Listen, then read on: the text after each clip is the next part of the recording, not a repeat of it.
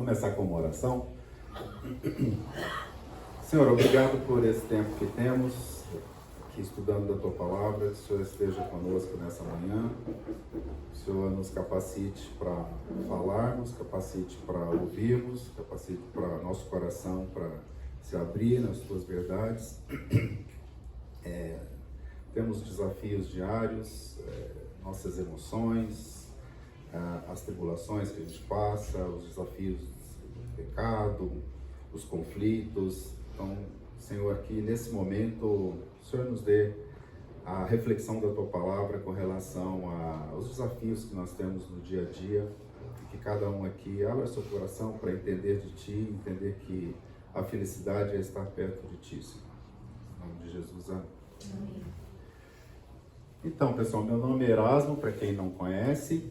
A gente vai falar aqui 5 semanas, né, a programação que a gente tem. O tema é basicamente felicidade na perspectiva bíblica. Então, a ideia é a gente fazer uma reflexão sobre como a gente busca a felicidade no nosso dia a dia, né? Qual que é a nossa perspectiva humana com relação à felicidade e qual que é a perspectiva bíblica, né, a perspectiva de Deus com relação à felicidade. É um tema que é muito interessante para o momento que a gente vive, né? Os desafios que a gente tem enfrentado aí nos últimos anos. É incrível como as pessoas estão debilitadas, né? As pessoas estão buscando conforto, né? nesse tempo de dificuldades. E é interessante a gente entender qual a perspectiva de Deus, né, nisso tudo, e o que a Bíblia fala exatamente de como a gente enfrentar essas coisas. Então, a ideia aqui, eu vou passar a programação com vocês. Basicamente, então, é a gente fazer uma reflexão desse tema, né, a busca da felicidade. E a gente vai passar hoje com uma introdução, basicamente com relação ao Sermão do Monte, o que ele fala das bem-aventuranças, né? E vamos fazer um mergulho aqui, uma reflexão detalhada em algumas perspectivas. O que é ser feliz? Por que ser feliz? Quem é feliz? Como ser feliz? Quando ser feliz? Quanto custa ser feliz? Então a ideia é que realmente a gente detalhe, né, baseado aí no que a palavra nos fala sobre esse tema aí tão importante, tá? Tem algumas referências que eu usei, aqui entre outras, acho que eu tentei colocar aqui as principais. Hoje, principalmente, a gente vai falar bastante aqui desse tópico do Sermão do Monte. Eu usei um capítulo específico desse livro aqui, Estudos do Sermão do Monte, do Martin Jones. Ele traz uma perspectiva interessante sobre as bem-aventuranças. A gente vai detalhar um pouquinho aqui hoje. Esse livro do Ivênio é muito interessante, tá? O Ivênio, ele deu fez um sermão uma vez aqui, há mais ou menos, acho que uns 15 anos, que me marcou bastante. Ele falou exatamente sobre esse tema, né? Ele falou, o que me marcou é que ele falou muito sobre depressão. Ele contou a história dele, né, de depressão. Foi um negócio que impactou bastante e basicamente o sermão dele foi em cima desse livro dele, né? E ele fala muito da conexão nossa com Deus e como é que funciona isso na questão de santificação, né? Santificação por graça, né? É um livro bem interessante também que eu recomendaria. Eu acho que esse aqui tem aqui na biblioteca. O Pacificador, com certeza já teve até um curso aqui da fonte sobre esse livro, acho que o Oswaldo que deu. Então tem um material na escola bíblica e tem também esse livro lá na biblioteca, eu acredito. Tá? Tem um livro pequenininho do João Calvino, esse livro Little Book of Christian Life, que vale a pena a gente ler. Tá? Eu gosto muito de às vezes, voltar para as bases, né? Para as bases da nossa profissão de fé, para as bases da nossa igreja, para as bases da reforma. E esse livro aqui, ele trata basicamente do tema da nossa entrega a Deus, a gente negar-se a si mesmo, carregar a nossa cruz, qual que é o contexto que a gente vive isso no mundo, tá? No ambiente que a gente tem as dificuldades. E quando ele escreve aqui, é interessante, gente, a gente está vendo um livro de, sei lá, 400, 500 anos, né? E assim, é tão atual, né? Parece que foi escrito durante a pandemia, né? Então, eu acho muito legal essa literatura aqui também. É um livro bem pequenininho, acho que tem umas 100 páginas. Esse aqui pessoalmente, é o meu companheiro das manhãs e da noite, tá? Esse devocional do Charles Spurgeon. E é o meu livro ali de cabeceira, que eu começo o dia, termino o dia, e me ajuda muito. O Spurgeon, ele tinha problemas de depressão. Ele tinha fases em que a esposa dele fala que ele entrava aos prantos, assim, ele começava a chorar sem motivo nenhum. E é muito interessante ver como ele escreve isso e na relação assim de como começar o dia, como finalizar o dia, né? O que a gente está sentindo no final do dia, o que a gente está sentindo no começo do dia. É um livro também que é bem interessante, tá? Eu vou trazer aqui alguns trechos do Catecismo de Heidelberg. O Catecismo de Heidelberg ele foi escrito na época da Reforma.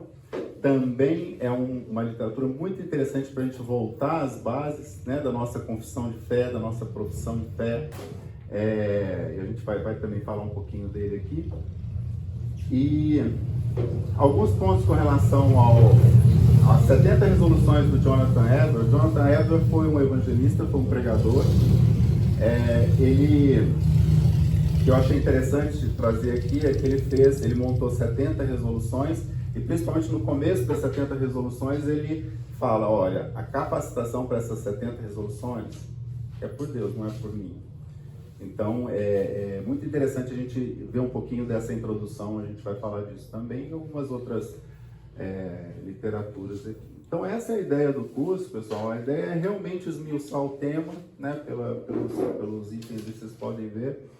E para ser algo bem interativo, tá? Fiquem à vontade para comentários, para perguntas, tá? Não me deixem sozinho aqui não, tá? Por favor, comentem bastante.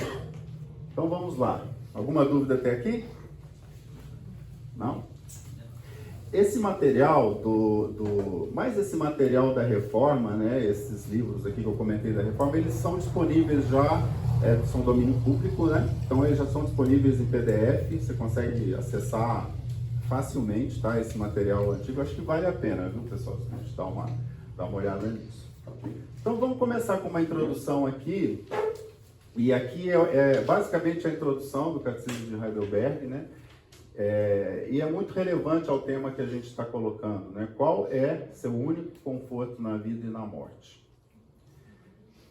E tem um artigo que eu li esses dias, pessoal, de um pastor, e ele já com 30 anos de ministério, ele teve o Covid na época mais complicada, né, do passado, do atrasado, não lembro bem, e ele fala que ele ficou com déficit de respiração, déficit de oxigênio muito sério. O médico virou para ele e falou o seguinte, olha, você está numa situação muito crítica, daqui para frente a gente tem que se preparar para já talvez entrar em oxigenação forçada, talvez já entrar em intubação.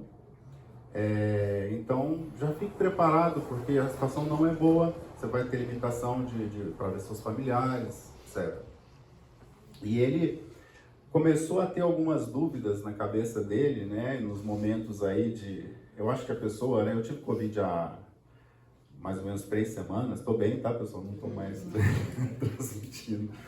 E um dos sintomas é a confusão mental, né? Inclusive, vocês me desculpem, porque se eu esquecer alguma coisa aqui, der uma capengada aqui no curso, peço perdão para vocês, tá? Uma das coisas que eu senti foi isso, me afetou um pouquinho a memória. Mas esse cara, né, esse pastor, ele, nessa situação toda, ele começou a ter algumas dúvidas. Dúvidas do seguinte, puxa vida, talvez essa seja a hora que eu vá morrer. E aí? Como é que eu vou ser recebido? Será que realmente eu fiz tudo que eu tinha que fazer? Será que eu não vou ficar devendo nada? Será que a minha fé é 100% genuína? Será que o meu perdão não é autêntico? Gente, olha o tipo de dúvida que esse cara teve. E ao mesmo tempo que existem essas dúvidas, existe tudo aquilo que a gente aprendeu da palavra também. E ele recorreu, como resposta a isso, a exatamente algumas confissões de fé básicas, né, que talvez ele tenha feito lá há 30 anos, quando começou a caminhada dele, né? E essa confissão, por exemplo, né, pessoal, é uma resposta para tudo isso, tá? Porque de uma maneira ou de outra, né, tão assim, forte ou menos forte, a gente tem, né, as nossas tentações, as nossas dúvidas na nossa cabeça. Então é importante a gente firmar naquilo que a gente tem como esperança, né? Lamentações 3, traz à memória o que pode nos dar esperança. A gente ter essa certeza. E a introdução, né, desse texto lá de Heidelberg fala o seguinte: não sou eu, mas pertenço ao meu fiel Salvador Jesus Cristo, que com seu precioso sangue pagou plenamente por todos os meus pecados, me redimiu de todo o poder do diabo e assim me preserva. Que sem a vontade do meu Pai, que está nos céus, nem um fio de cabelo pode cair de minha cabeça. De fato, que todas as coisas devem cooperar para a minha salvação. Portanto, por seu Espírito Santo, ele também me garante a vida eterna e me faz de coração disposto, pronto, a partir de agora, para viver para ele. Gente, isso foi escrito em 1563. É uma certeza, é uma firmeza que vale para a gente como se fosse escrito ontem. A gente tem que começar a falar de felicidade abraçando isso aqui. E qual é a revelação que Deus faz conosco, né? Como é a revelação que Deus faz conosco para a gente dividir isso aqui, né? O que aqui ele está falando basicamente da Trindade, nosso relacionamento com a Trindade, tá? E se a gente pegar aqui, né, esse texto e refletir no que a gente tem na palavra de Deus, a gente tem um relacionamento com Deus Pai. Então, lá em João 4, 8 e 9, diz que Deus é amor. E a gente tem que refletir esse amor para com os outros. Ele deu seu Filho em amor, João 3,16, né, entregou seu Filho para que a gente seja salvo. A gente tem um relacionamento com Jesus Cristo. Em Hebreus 1:2 diz que há muito tempo a palavra foi dada pelos profetas e agora Jesus estava trazendo a mensagem para a gente, né, naquela época. Então a mensagem é revelada através do Filho que se entregou por nós. Mas também Jesus, em João 14,16, ele diz que ele está sendo assunto aos céus, ele está deixando o Espírito Santo, que vai ser a convivência conosco, né? Vai ser nosso consolador, nosso ajudador em toda a nossa caminhada. Em Efésios 6,17 diz que a palavra de Deus é a espada do Espírito. Então, como que o Espírito Santo atua na gente? Pela palavra de Deus. Então, é interessante, como é que a gente se relaciona com Deus? Muita gente fala, poxa, mas Deus falou isso para mim. Como é que funciona isso na cabeça do cristão, né? Basicamente é isso, é um relacionamento com Deus Pai, que revelou e entregou seu Filho em amor. O seu Filho em amor nos deixou o Espírito Santo, que convive conosco como ajudador, né? O treinador nosso, o nosso auxiliador de todo momento, e ele deixou a palavra de Deus. Então é assim que Deus se revela conosco. Então, para a gente ter uma vida plena e ter esse único conforto na vida e na morte, a gente tem que se relacionar com Deus dessa forma, da maneira com que ele basicamente se revelou a nós. Ok? Algum comentário aqui? Não? Tranquilo? Então vamos seguir. Só um comentário aqui. Recentemente a gente teve na igreja, né, a partida do nosso irmão aí, né, tão querido, o Renato, né, Tamburus, e ele gravou um áudio, né, que o pessoal até passou aqui no evento, né, que a gente acabou fazendo, né, em glória a Deus pela vida dele, e ele viveu exatamente essa situação que você comentou que esse camarada viveu aí, né? Onde os médicos chegaram para ele e falaram, olha, agora é a hora de a gente vai te intubar e pode ser que você, né, daqui para frente já fica mais difícil de prever qual vai ser os próximos passos. E de fato Deus, né, a sua soberania, resolveu levá-lo, né? E ele, nesse momento, ele gravou um áudio, né? Um áudio espetacular, onde ele manifesta a confirmação da fé dele, a tranquilidade num momento como esse. Ele usa até um termo, né, que é o jeitão do Renato, né? Ele diz, olha, se Deus quiser que eu vá, tô dentro, né? Se o plano dele é esse, eu tô dentro. Então é isso, gente. Assim, a gente tem experiências, né? Desde que a gente vai ficando mais velho, a gente vai começando a ver o filme todo, né? Eu falo assim, o filme todo da vida de algumas pessoas, né?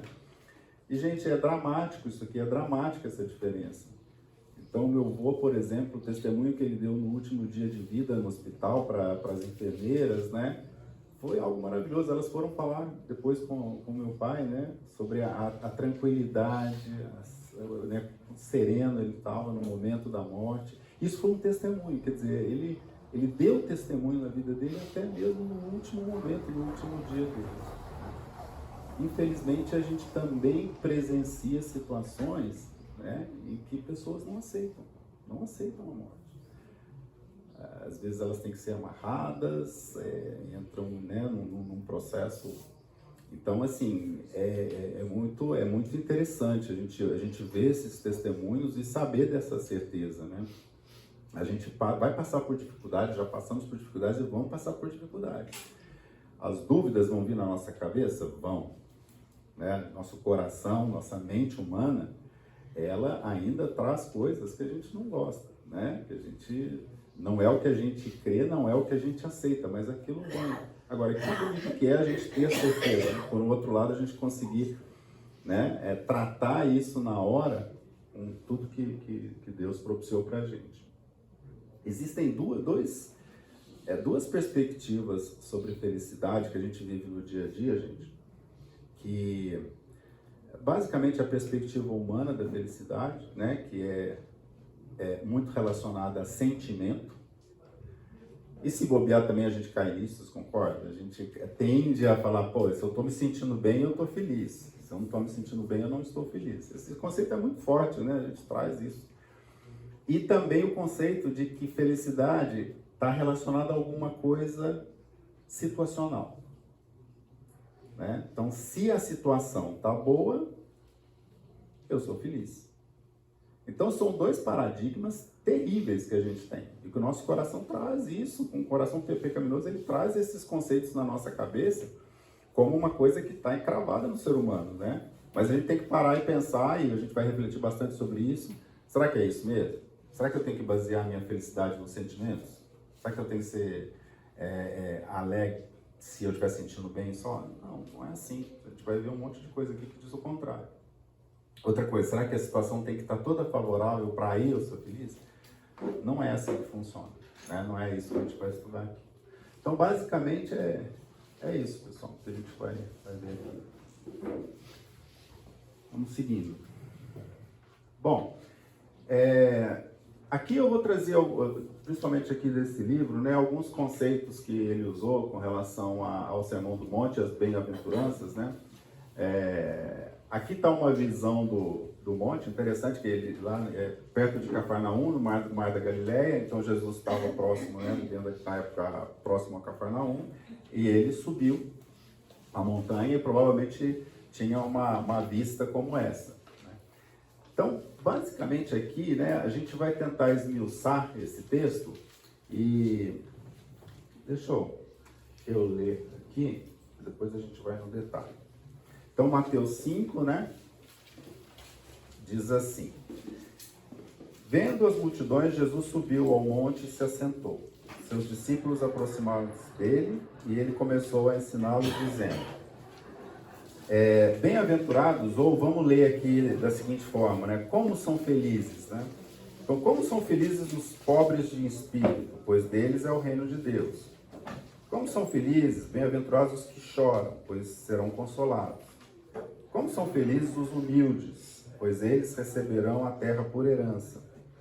Como são felizes os que têm fome e sede de justiça, pois serão satisfeitos. Como são felizes os misericordiosos, porque obterão misericórdia. Como são felizes os puros de coração, pois verão a Deus. Como são felizes os pacificadores, pois serão chamados filhos de Deus. Como são felizes os perseguidos por causa da justiça, pois deles é o reino de Deus. Quando por minha causa os insultarem, os perseguirem, levantarem todo tipo de calúnia contra vocês, alegrem-se e regozijem-se, pois que grande é a sua recompensa nos céus. Pois, da mesma forma, perseguiram os profetas que viveram antes de vocês. Bom, basicamente aqui é só falando sobre felicidade, é só falando sobre bem-aventurança. Né? E é muito interessante a gente dissecar um pouquinho isso aqui, gente, porque ele fala, numa primeira parte dessas bem-aventuranças, ele fala do nosso relacionamento com Deus. Numa outra parte, ele fala do nosso relacionamento com o próximo. Então, vamos tentar dividir isso aqui para a gente meditar, refletir um pouquinho sobre isso aqui. Então, numa parte, ele está falando o seguinte, é a gente apresentando as nossas necessidades a Deus. Então, a gente se apresentando como pobres, dependentes de Deus, a gente se apresentando como lamentando a nossa situação pecaminosa, lamentando a nossa natureza, a gente se apresentando humilde, se entregando, lembra? A gente leu no catecismo, né? Se entregar totalmente. Não sou mais meu, sou do Senhor. Então a gente se entregar humildemente a Ele e como resultado, né? Ele nos transformar e termos fome e sede de justiça. Então isso aqui é como se fosse a gente apresentando as nossas necessidades a Deus. E isso causa um efeito, que é a segunda parte, pessoal, que é basicamente o seguinte, sendo pobres, né, sendo dependentes de Deus, a gente é transformado para sermos misericordiosos. Chorando e lamentando a nossa situação, a gente é transformado e purificados por Cristo. Humildes e entendendo a nossa posição de pequenez, né, a gente é capacitado a sermos pacificadores. E essa aqui é a preparação que Cristo nos dá para vivermos as nossas tribulações, as nossas dificuldades e tudo mais. Então aqui, entenda que é um processo, né, de apresentação das nossas necessidades e um processo de capacitação pelo Senhor Jesus Cristo para ter esse resultado aqui. Tá? Essa perspectiva é interessante, né, o que o Martin Jones fala com relação a esse texto do Sermão do Monte, porque é bom que a gente separe essas coisas, né? Primeiro a gente se apresente como totalmente dependentes de Deus nesse processo.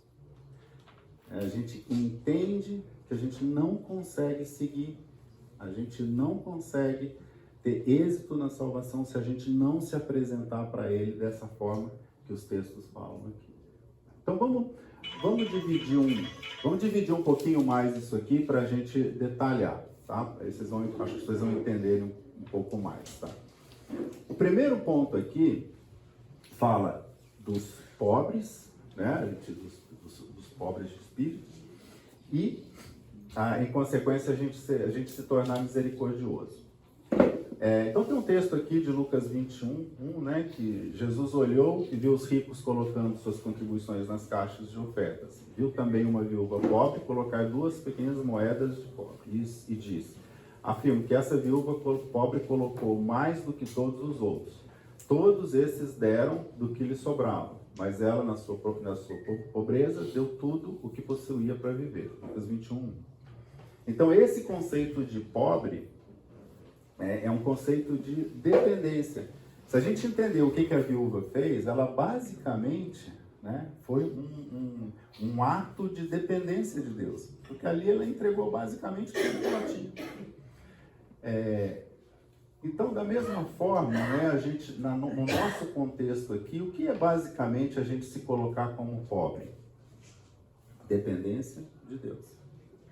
E isso é tão importante na nossa vida, pessoal, porque quando a gente acorda pela manhã, numa segunda-feira, e tem um montão de desafios pela frente, a coisa se torna tão mais leve quando a gente já começa, né, a segunda-feira se entregando a Deus, entregando o nosso dia, entregando as dificuldades que a gente vai ter, entregando a nossa falta de capacitação. É uma oração muito simples. Senhor, eu não consigo. Eu não consigo. Eu sempre tive um problema muito forte de depressão da segunda-feira de manhã. É um negócio assim terrível, tá? E isso desde mocidade. E eu convivi com isso muito tempo sem precisar conviver. Sofri pra caramba, carregava a manhã de segunda daquela forma, que achando que eu não ia conseguir fazer nada, que tudo vai dar errado, que o mundo é muito difícil, né? Aquela coisa toda, né? E como a gente consegue virar a chave, gente? Se a gente aplicar esses conceitos aqui, basicamente, assim, de uma forma muito simples, sabe? É se entregar a Deus, né, de manhã já, dizendo, Senhor, me ajuda a tocar isso aqui que eu não estou conseguindo. Sabe, a gente vira o jogo escutando um louvor, faz uma oração dessa, escuta um louvor, canta, adora. Gente, funciona. Funciona. A nossa entrega a Deus em humildade funciona. Então, a primeira parte aqui, né, desse texto, a gente pode entender da seguinte forma, né? Perto de Jesus, a gente sabe que só Ele pode satisfazer nossas necessidades. Lembra que a perspectiva de relacionamento com Deus, né? Se a gente voltar aqui, lembra aqui, ó, essa primeira parte aqui, o relacionamento com Deus, e a segunda parte, a capacitação do relacionamento com os outros. Então, se a gente está perto de Jesus, sabemos que só Ele pode satisfazer nossas necessidades. E com isso, libertamos os outros da obrigação de atender nossas expectativas. Como é que a gente se torna misericordioso? Como é que a gente entende que a gente não pode alimentar expectativas erradas das pessoas, né? Expectativas falsas, irreais? Né? E aqui começa, né, a dificuldade nossa. A questão de expectativas que a gente tem é muito sério, pessoal. É muito, muito difícil. A gente lida com isso e briga com isso o tempo todo. A gente, se a gente até pensar, né, por exemplo, relacionamento conjugal, né, como a gente tem expectativas. Vocês concordam?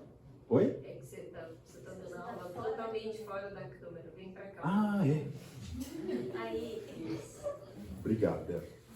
Então, assim, vocês concordam que a gente alimenta expectativas com os outros? E como, né? Expectativas irreais. Expectativas desleais. Não tem uma música até? Tem uma música aí que o pessoal fala, expectativas desleais. É isso mesmo, é desleal. Por quê? Porque a gente cobra das pessoas um negócio que a gente não consegue entregar, gente. Vocês concordam com isso? A gente não consegue entregar o que a gente espera dos outros. Muitas vezes a gente tem expectativas irreais em relação a Deus. Também, né?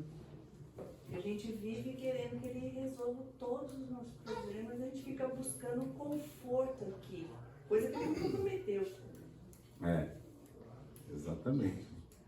E é interessante que quando a gente fala e sabemos que só Ele pode satisfazer nossas necessidades, é muito interessante isso que você está falando, né? Porque isso aqui não significa que Ele vai ser o gênio da lâmpada. Significa que a gente vai se colocar debaixo da vontade dEle. A nossa expectativa vai ser a vontade dEle, né?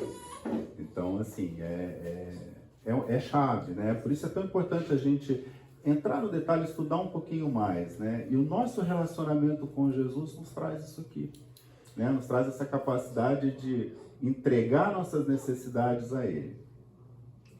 E com isso, se a gente realmente se entrega a Ele, em termos dele satisfazer nossas necessidades, a gente passa a não alimentar mais as nossas exigências, as nossas expectativas com relação aos outros. Porque a gente é... Eu acho que está aqui. Ah, está aqui.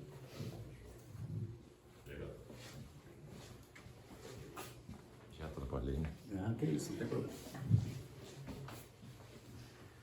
Então é isso, gente. E é essa capacitação aqui que a gente está falando, né? Libertar os outros com relação às nossas expectativas. Tá claro para vocês essa associação? Eu acho que quando o Martin, né, Lloyd, ele faz coloca essa perspectiva, porque normalmente o texto não está assim, exatamente nessa ordem, mas existe uma correlação importante da gente olhar para o Sermão do Monte como algo que, primeiro, vai definir um padrão que a gente não consegue, né, cumprir por nós mesmos, certo? E segundo, ele apresenta o caminho da graça para a gente atingir essas coisas. Então, que acontece? Existe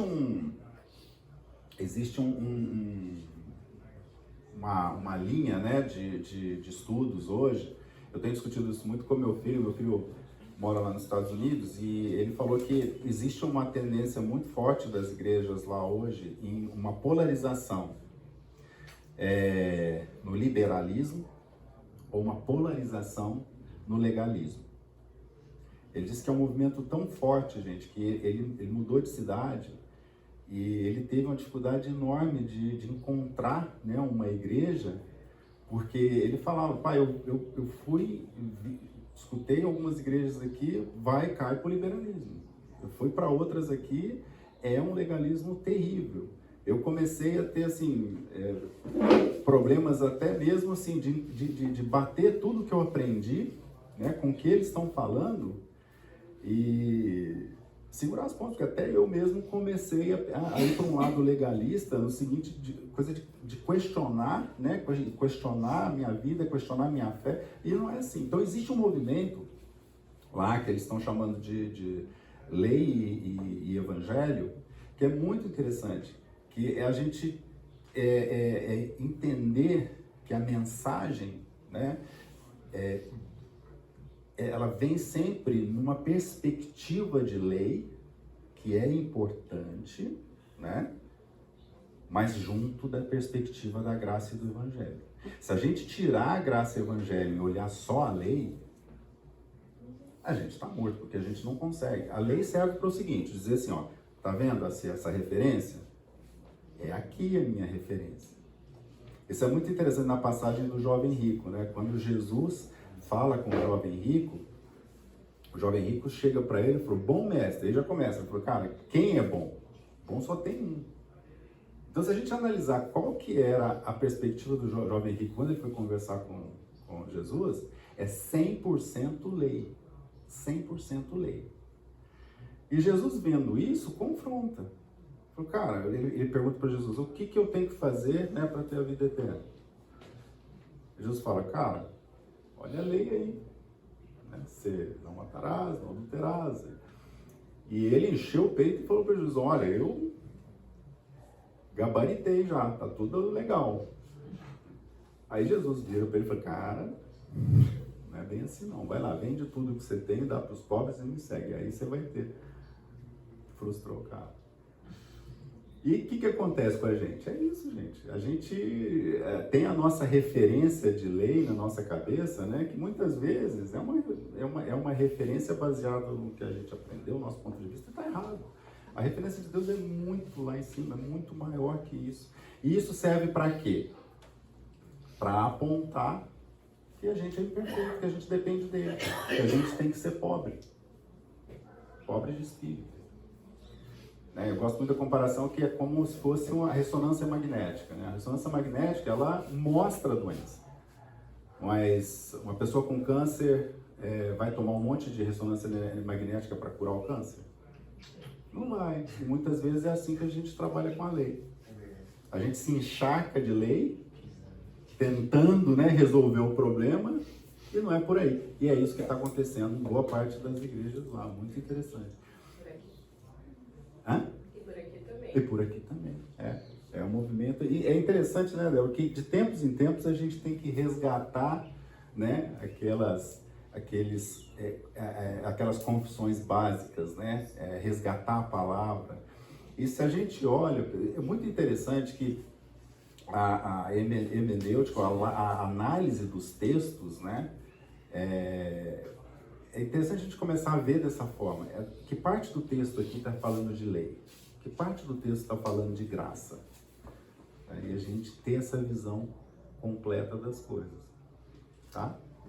É interessante isso aí. A gente aprende a ler a Bíblia de uma outra forma, né? A gente vê em um contexto mais geral. Mas legal. Um comentário aqui, pessoal? Tranquilo? Então vamos seguindo. Então vamos lá. Vou sempre voltar aqui para a gente, didaticamente, né? A gente viu aqui então, né? Essa relação de dependência nossa, sermos pobres e nos tornarmos misericordiosos. E aí a gente vai falar aqui de chorar e ser puro.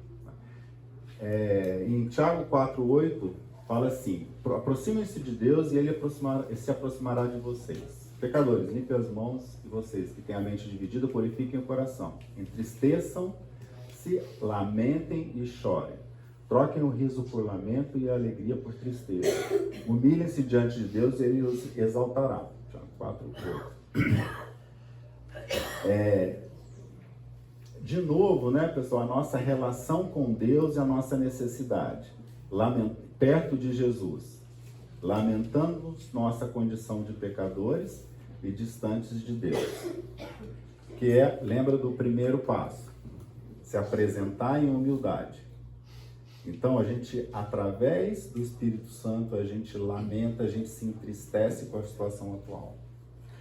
No dia a dia, pessoal, como é que funciona isso? Cada um aqui sabe muito bem como funciona isso no dia a dia. Cada um aqui, com o Espírito Santo, sabe as luzes de alerta que aparecem para a gente nos momentos da nossa vida, sabem a tristeza que nos dá quando a gente peca e se afasta, né, do Senhor por nossa opção do pecado. Cada um de nós aqui sabe como dói isso no nosso coração. E sabe uma coisa boa? Esse é o processo que Deus usa para a gente ser purificado. Essa tristeza, esse lamento, né, essa inconformidade com o pecado, né, lembrando de Romanos 7, né, que fala da luta contra o pecado, né, o mal que eu não quero, que eu não gosto, eu faço. Então, é muito interessante, a capacitação do Senhor, ela vem por meio dessa nossa santa tristeza, né? Também em 2 Coríntios 7 fala sobre isso, né? A tristeza que causa arrependimento, a tristeza que nos leva ao Senhor. Lembra que se a gente confessar nossos pecados, Ele é fiel e justo para nos perdoar. Então a gente tem um alívio com isso, né? Então, perto de Jesus, lamentamos nossa condição de pecadores e distantes de Deus. E assim, provamos da sua graça que nos purifica para o relacionamento pleno com Ele e com os outros. É o nosso processo, gente. A gente vai viver e, olha, isso é para sempre. Até a gente ir para a glória, para sempre aqui na nossa vida, né? A gente vai se debater com isso. A gente vai se debater com o inconformismo das nossas atitudes, das nossas falhas. Mas por outro lado, né, a gente vai também viver o regozijo, né, a alegria de saber que Deus está nos perdoando, que Deus está nos transformando, que Deus está nos capacitando, né? Vamos lá para o intervalinho? Bom, então voltando aqui, né, agora a gente vai ver a relação dessa terceira e sexta bem-aventuranças aqui. Humildes pacificadores. Então, da mesma forma, vamos ler um texto aqui. Seja a atitude de vocês a mesma de Cristo Jesus, que, embora sendo Deus, não considerou que ser igual a Deus era algo que deveria apegar-se, mas esvaziou-se a si mesmo, vindo a ser servo, tornando-se semelhante aos homens. Sendo encontrado em forma humana, humilhou-se a si mesmo e foi obediente até a morte de cruz. Por isso Deus o exaltou a mais alta posição e lhe deu um nome que está acima de todo nome. Filipenses 2:5. Então aqui a gente vê um princípio, né, que o próprio Senhor Jesus se coloca como exemplo para a gente, em termos da nossa humildade, né, a gente esvaziar de si mesmo, e nossa relação de humildade com relação às outras pessoas. Então, de novo, né, perto de Jesus, na intimidade de Jesus, gente, não nos preocupamos com a nossa superioridade, pois sabemos que para Ele temos um valor inestimável. Assim, temos paz com nós mesmos e, consequentemente, com os outros, sem competição ou conflitos. Então, como é interessante, né, a gente se colocar nessa posição de humildade, dependência de Deus, e a gente saber que o valor que a gente tem para eles nos liberta de qualquer necessidade que a gente tenha, né, de ter um valor aqui terreno, ter um valor na comparação com as pessoas. Né? O Chuck Swindoll, ele faz uma referência a esse tipo de sentimento que a gente tem, que é muito interessante. Né? Ele fala que se a gente entra nessa história de se comparar com as pessoas, a gente pode ter 3 perspectivas, né? Como é que é o mesmo negócio? Quando a gente olha para uma pessoa que teoricamente está numa posição social inferior, né? Que está nos servindo, etc., a gente pode se encher de soberba, de arrogância. Se a gente olha para uma pessoa que, na nossa perspectiva humana, está numa posição acima da gente, seja hierárquica, social, etc., a gente pode se encher de inveja.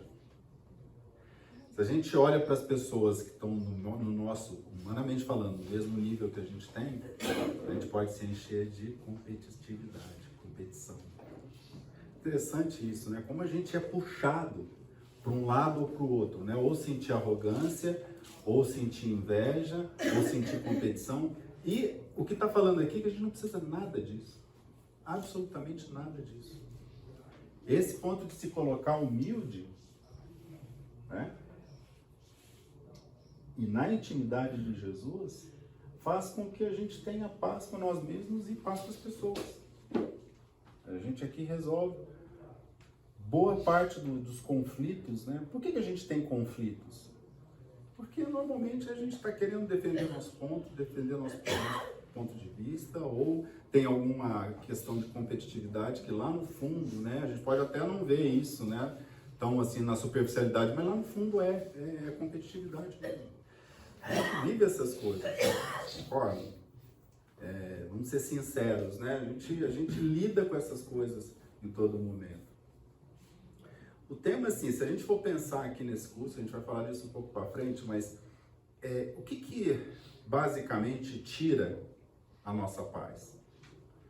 O que tira a nossa felicidade? O que nos priva da nossa alegria?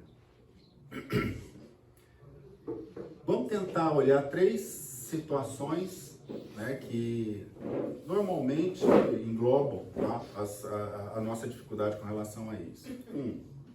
Tribulações. A gente vive as tribulações, não tem jeito, a gente não tem promessa que a gente não vai viver isso. Pecado, a tentação, isso também nos afeta. Relacionamento com as pessoas.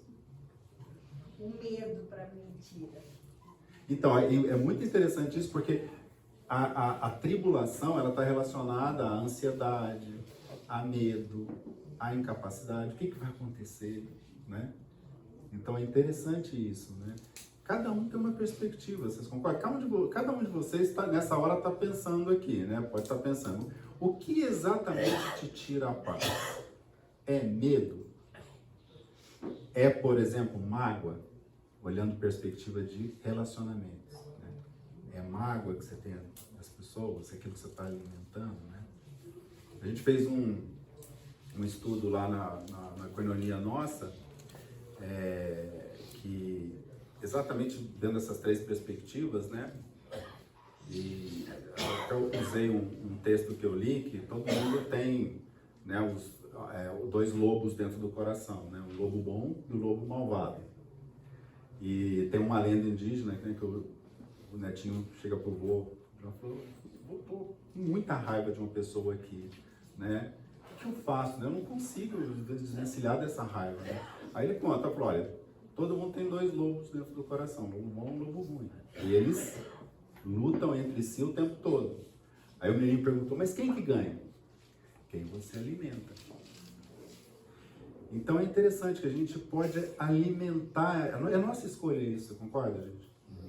Então, por exemplo, se você tem, né, a situação que incomoda assim de medo, né? Lembra da minha segunda-feira de manhã também, que eu me sinto totalmente incapacitado. Eu vou alimentar isso? E alimentar basicamente o que é, gente?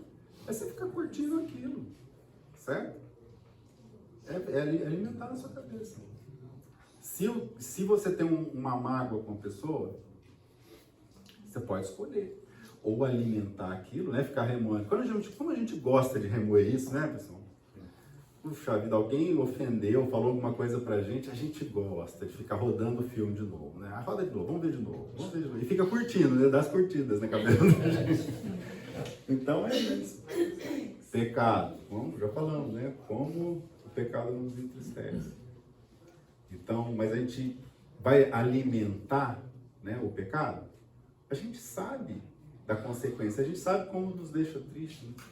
A gente vai alimentar esse lobo? Não. Então é interessante a gente pensar, a gente vai falar muito disso, dessas 3 perspectivas, e se vocês fizerem o exercício aí, vocês vão ver que cai em uma delas, né? Mas é um desafio pra gente. Vamos continuando aqui. Mas, Erasmo, aí nessa situação, é interessante a gente talvez refletir um pouco como é que a gente faz para assumir a perspectiva de Deus. Exatamente.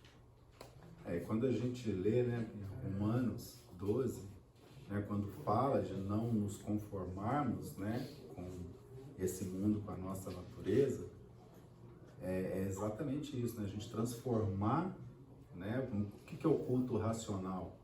É a gente tomar controle dessas coisas. Não nos conformarmos com a nossa natureza e o que você está falando. E a gente olhar para a natureza de Deus, olhar para a perspectiva de Deus em humildade e dizer: Senhor, eu não consigo lidar com esse medo. Me ajuda nisso. Me ajuda a lidar com esse receio que eu tenho, essa ansiedade, eu não sei o que vai acontecer, né? A situação pode piorar. E a gente vive muito isso hoje em dia, né? Cada hora é uma coisa, né? Pandemia, depois guerra, etc. Então, é uma coisa que a gente luta bastante. Mas também tem essas outras características. E em cada momento a gente está lidando com uma coisa, né, pessoas? Concordam? A gente está lá bem, acordou bem, tudo, está lá no trânsito, vem alguém e te xinga. O que acontece? Parece que desaba, né? A tendência é desabar. Mas não pode ser assim. A gente não deve alimentar essas coisas. Não por nossa capacidade. Né? A gente tem que chegar para Deus e dizer: Senhor, me ajuda. Eu estou com a mágoa de uma pessoa que esse negócio está me corroendo. E posso ser sincero com o Senhor? Eu estou gostando desse negócio. Né? A gente não nota, mas a gente gosta disso. Ou seja, a oração seria um instrumento muito eficaz para começar a tratar disso. Sabe que eu acho que oração na dependência de Deus, oração sincera, e principalmente dizendo para Deus: Senhor, olha só, eu estou com medo, eu estou com mágoa. Sabe, confessar, é uma oração de confissão. Isso é muito valioso, né, para o nosso relacionamento com Deus. Eu acho que também a gente estudar, sabe, a palavra, e à medida que a gente vai se familiarizando com a palavra, os textos começam a vir, a tribulação que você está passando.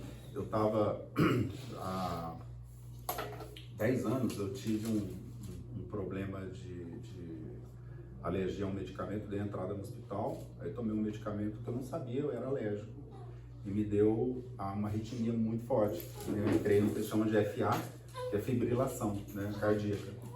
E me levaram direto para UTI cardio. E assim, gente, é um negócio que... imagina você tá bem, tá tudo tranquilo, no dia seguinte você tá dentro de uma UTI cardio. Um cara que, pô, fez uma ponte safena do lado, né? E olha a situação.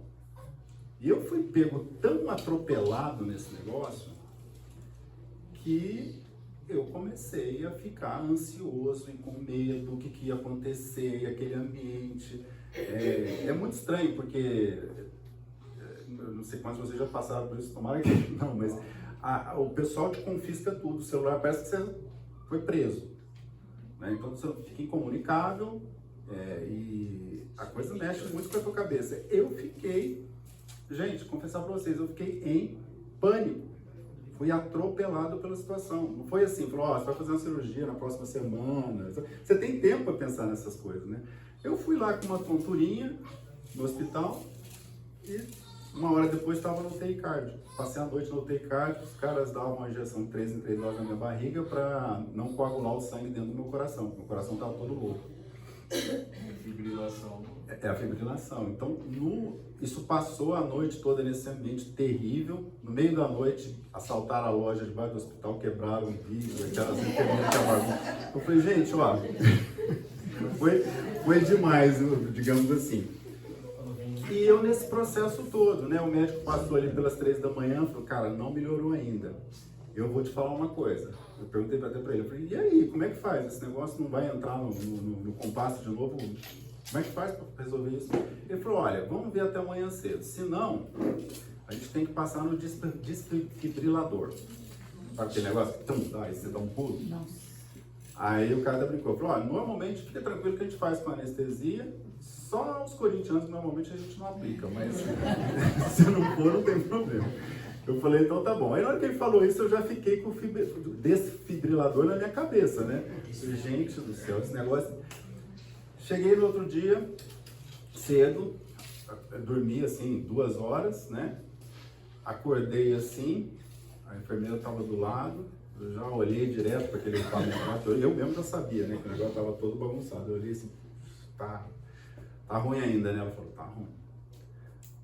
Então eu acho que eu vou pro... Ainda bem que eu não sou corintiano. Aí ela foi para lá e eu escutei ela comentando com a outra lá. Eu falei, não tá voltando. Eu vou ligar para o médico. E, gente, nessa hora me veio, eu tenho até vergonha de falar, mas demorou esse tempão para me vir na cabeça Lamentações 3.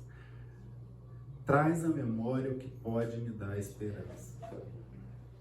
Demorou muito, gente. Não precisava ter demorado tanto assim. Eu pensei nisso na hora, trouxe o texto na minha cabeça, orei ao Senhor e falei, Senhor, é o Senhor que está aqui, colocando essa situação para mim, e se o Senhor quiser, né, pode seguir com o teu plano. E poderia ter ido para o desfibrilador, mas nessa hora a enfermeira gritou lá da salinha, passou, voltou ao normal.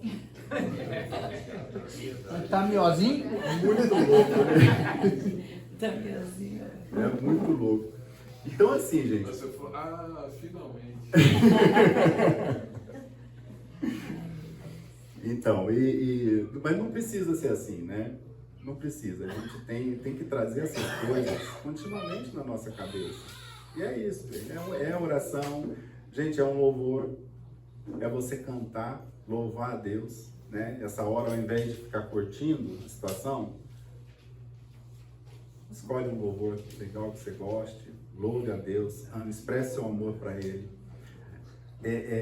A recorrência dos textos assim da Bíblia também na cabeça, orar ao Senhor em humildade, dizer, Senhor, é a tua vontade, não é a minha, mas me capacita para passar por isso. E muita coisa, pessoal, é paciência. Vocês concordam? Não tem o que fazer.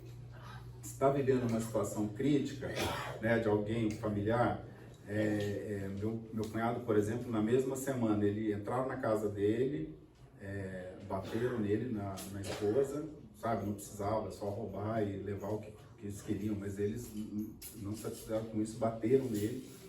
E é uma situação assim que debilita demais, né? A gente fica com aquilo na cabeça, aí a sogra também não está bem, passou mal, foi hospitalizada.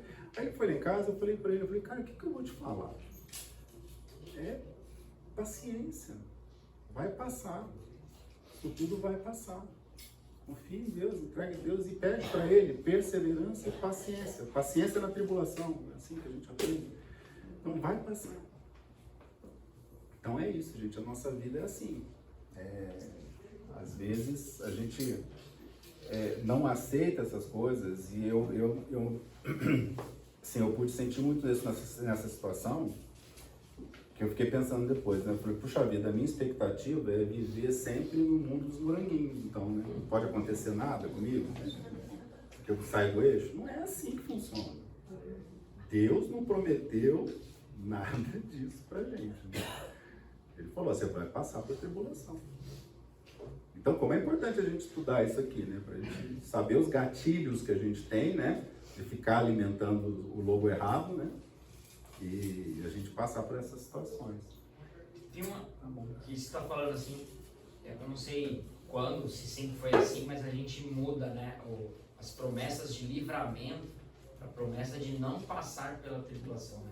Então, a gente está no barco lá, não sei o que, o Senhor livrou, né?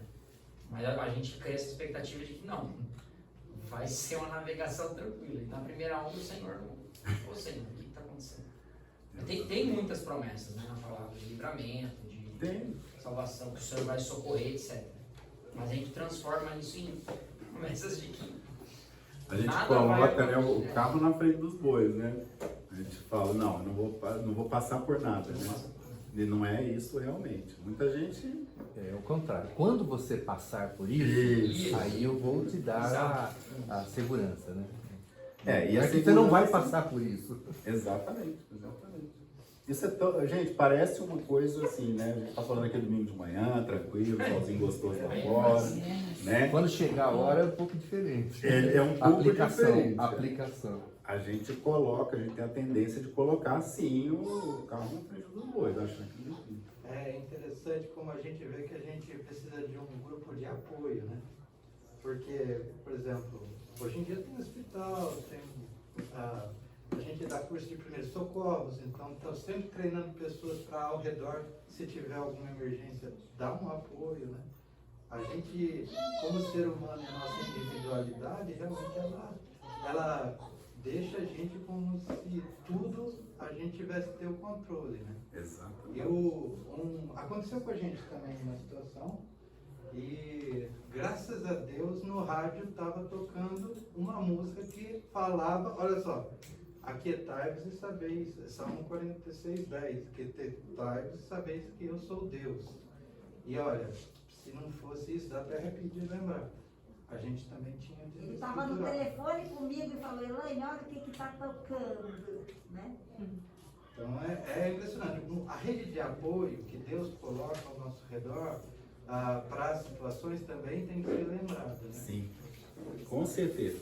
Com certeza. É interessante isso, né? Que você estava falando, né?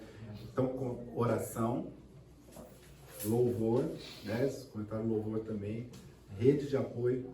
Gente, quer coisa melhor que você tá no fundo do poço ali, você chegar para um amigo e falar, cara, vamos sentar aqui 10 minutos, vamos bater um papinho.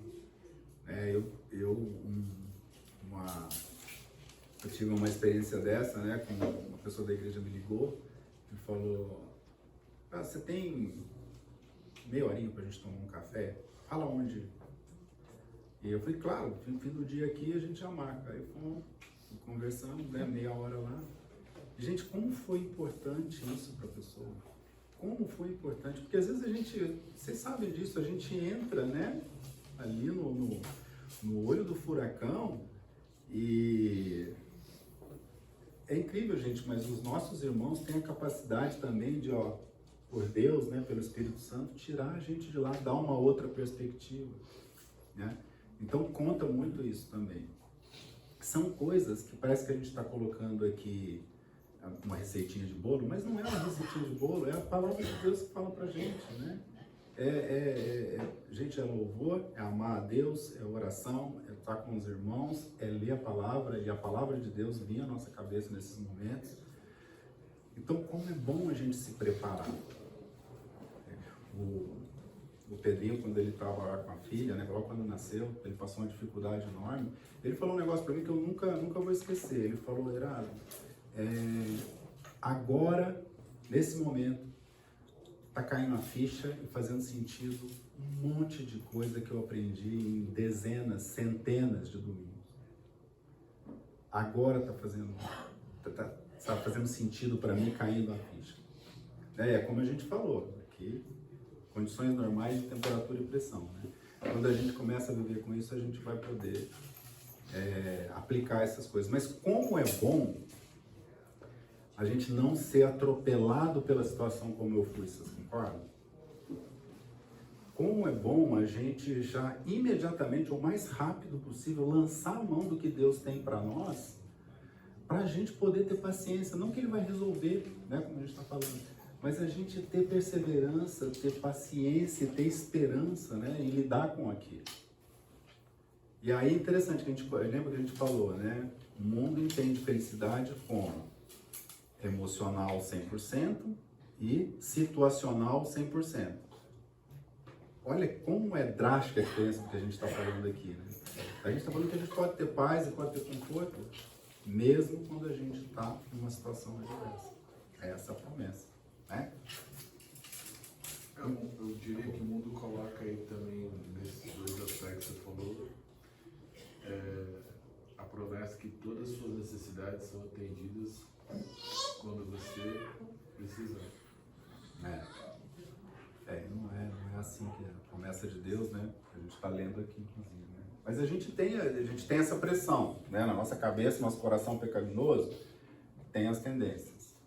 É como se diz, você não pode impedir que os passarinhos fiquem, né, voando em cima da tua cabeça, mas você pode impedir que eles façam um ninho na tua cabeça. Ou seja, você vai se entregar? Você vai entregar teu coração a isso? Você vai alimentar essas coisas? Não, a gente pode ter o controle disso. Né? Faça o filminho de Romanos 12. Não, eu não vou me conformar com isso, né? E eu vou pedir ajuda para Deus para que a minha mente seja transformada, que Ele me dê uma ajuda nesse momento. É muito prático, gente. Tá bom. Bom, finalizando aqui, né? Então a gente tem o princípio aí da fome e sede de justiça e a perseguição. Bom, então Mateus 16, 24, né? Então Jesus disse aos seus discípulos, se alguém quiser acompanhar-me, negue-se a si mesmo, tome a sua cruz e siga-me. Pois quem quiser salvar a sua vida, perderá, mas quem perder a vida por minha causa, a encontrará. Pois que adiantará o homem ganhar o mundo inteiro se perder sua alma? Ou o que o homem poderá dar em troca de sua alma? Na intimidade com Jesus, temos fome e sede de justiça, e, em consequência, temos coragem de nos posicionar como cristãos, enfrentando perdas, consequências do nosso zelo pela sua palavra. Então, pessoal, a promessa que a gente tem aqui, ela é difícil.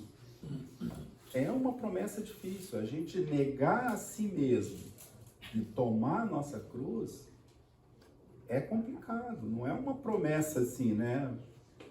Fácil, boa de escutar. Não, é um desafio que a gente tem. E o que a gente está falando aqui é exatamente isso. Cada situação que a gente vive tem um propósito.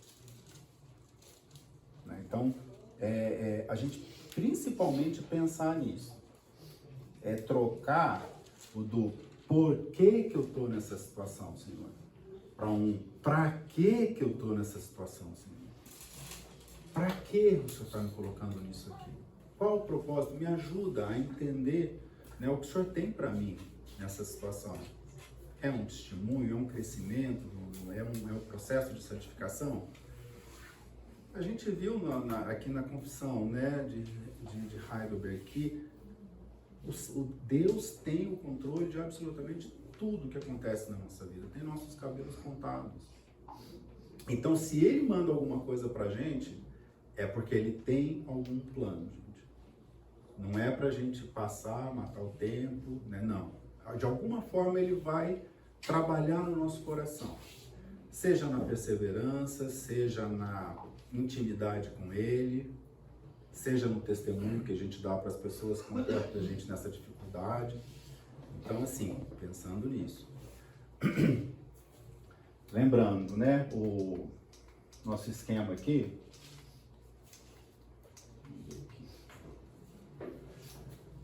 Então, nosso posicionamento com relação a Deus, com relação a nossas necessidades, né, e nossa dificuldade. Nossa posição com relação a Cristo, a intimidade com Cristo e o que a gente tem de resultado em termos de capacitação e olhando a perspectiva, nosso relacionamento com Deus, nosso relacionamento com o próximo. Lembra dos 2 mandamentos principais? Amar a Deus, né? E o próximo como a si mesmo. Então, esse é o resumo que a gente tem com relação a essa ideia de a gente buscar o Senhor na capacitação dele, com nossas necessidades, transparentes, honestos com ele, tudo que a gente precisa, e esperar aqui a capacitação que ele nos vai dar. Ok? Algum comentário? A gente começar aí?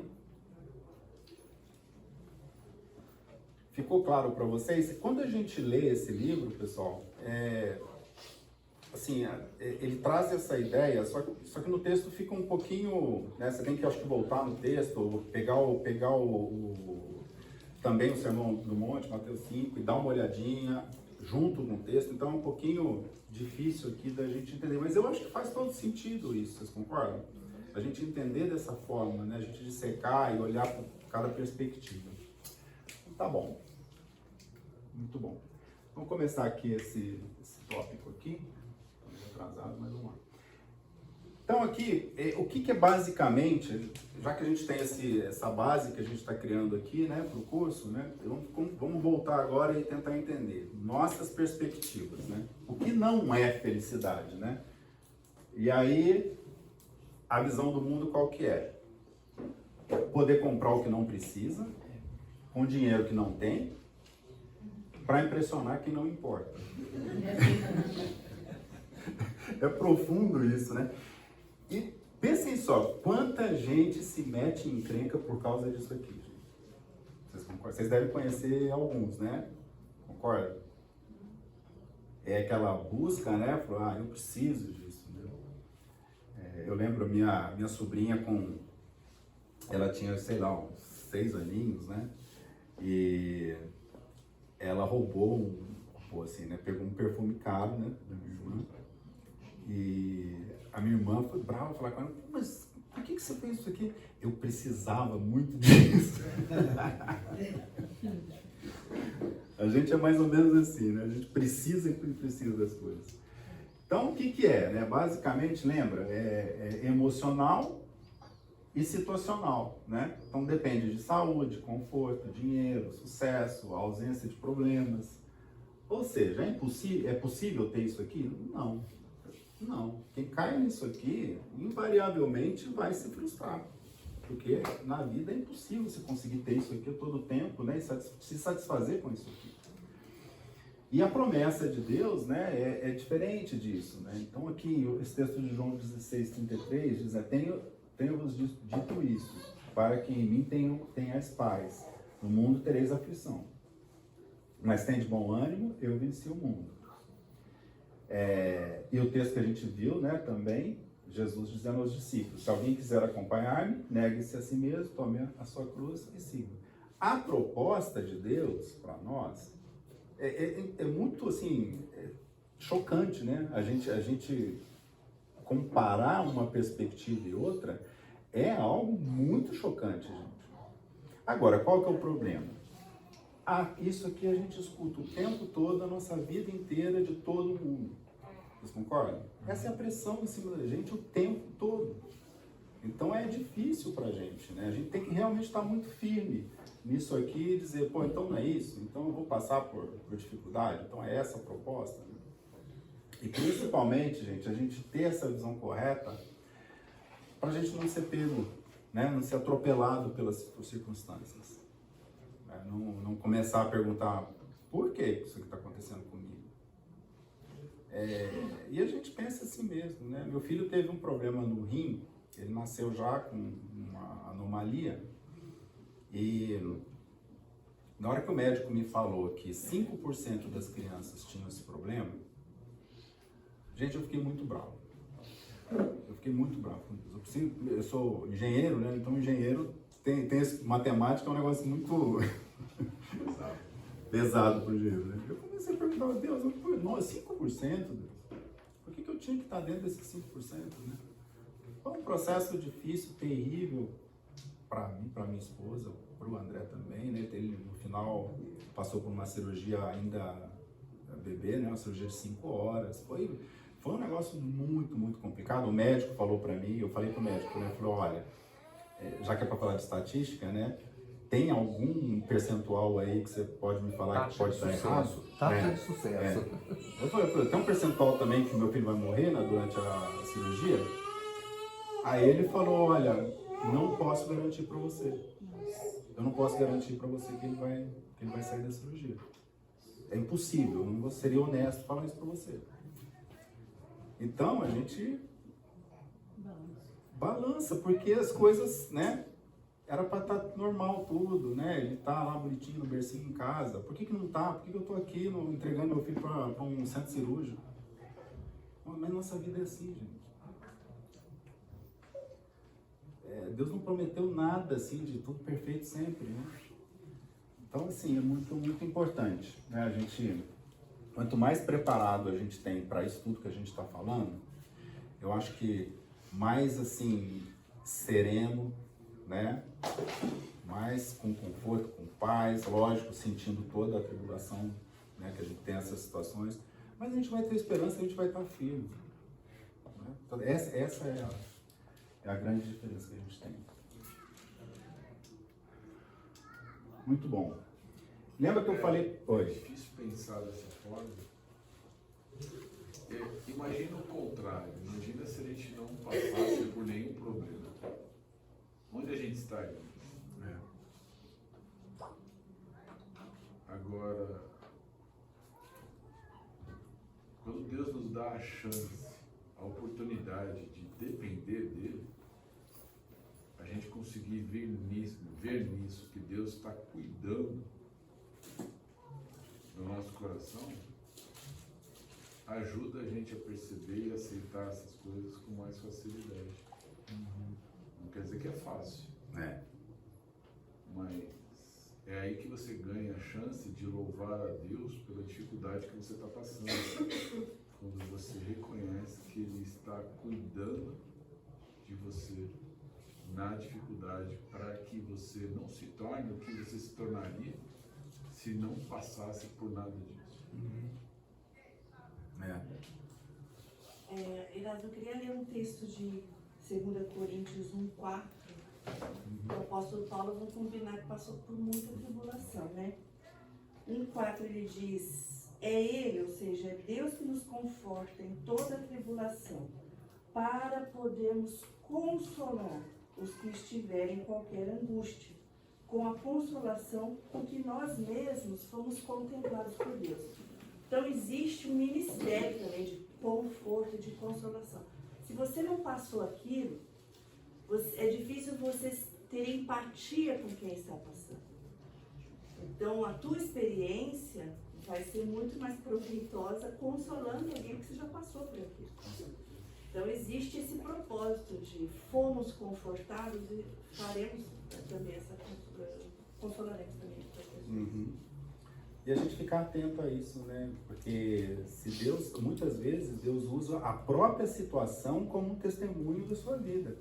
Quantas vezes a gente já escutou, né, as pessoas ficarem admiradas em perceber a confiança, a esperança, né, em situações muito difíceis.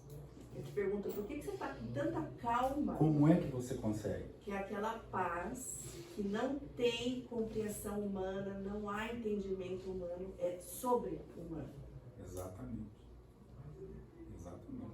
E uma coisa interessante, né, que está relacionada a isso também, que uma das coisas mais preciosas que eu tenho nessas situações, algumas que eu comentei com vocês, é o quanto isso contribuiu para minha intimidade com Deus.